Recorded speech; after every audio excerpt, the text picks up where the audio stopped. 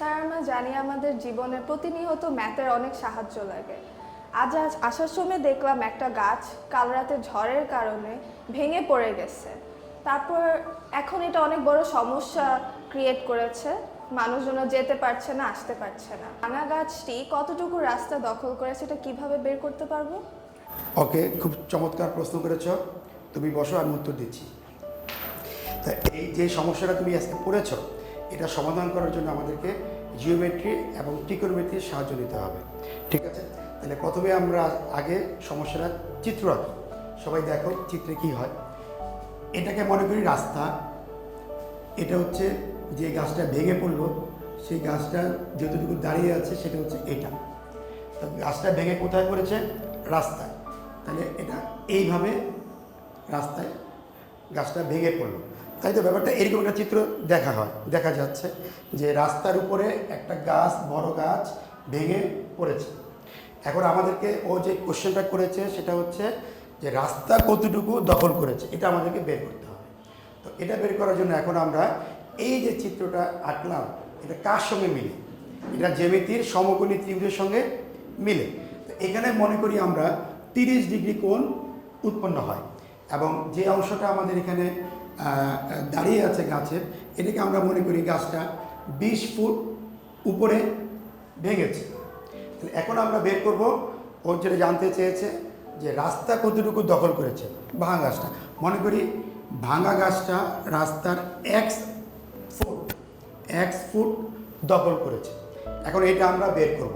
আমরা এখানে কি জানি?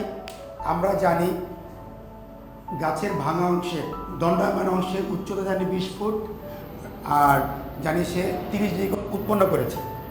আমাদেরকে বের করতে হবে ভাঙা গাছটা রাস্তার কতটুকু অংশ দখল করেছে। এখানে আমরা এখন জানি যে গাছের দণ্ডায়মান অংশটা 20 ফুট, আর সে যে ভেঙে পড়ার পরে 30 ডিগ্রি কোণ উৎপন্ন করেছে। আমাদেরকে বের করতে হবে x ফুট, মানে রাস্তার কতটুকু দখল করেছে। তো এটা বের করার জন্য আমরা ত্রিকোণমিতির সাহায্য নিব।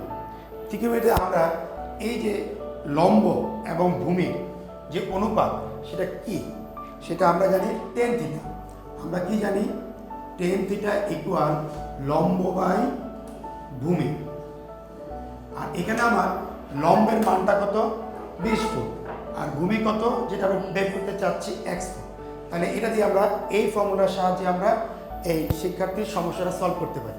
যেমন আমরা এখানে থিটা মানে হচ্ছে কোণের মান, তাহলে থিটা আমাদের কত এখানে বলো? 30 ডিগ্রি। আর লম্ব আমার কত? 20। আর ভূমি যেটা আমার বের করতে হবে সেটা হচ্ছে x। তাহলে আমরা কীভাবে সলভ করতে পারি? আমরা কি জানি? tan 30 ডিগ্রির মান কত? 1/√3 ইকুয়াল 20/x। আমরা কার মান বের করব? আমরা করবো x এর মান বের করব। এখন এখান থেকে কীভাবে x এর মান বের করা যায়? কোণাকুণি গুণ করে।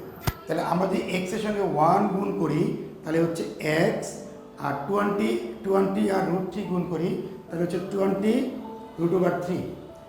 তাহলে আমরা এখান থেকে কী পেলাম? আমরা x এর মান পেলাম 20√3।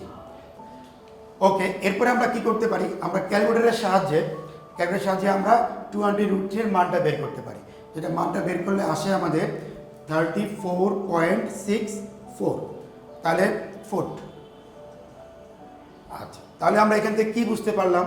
এখান থেকে আমরা বুঝতে পারলাম যে গাছটা, ঝড়ে যে গাছটা ভেঙে পড়েছিল, তার ভাঙা অংশটি রাস্তার 34.64 ফুট অংশ দখল করেছে।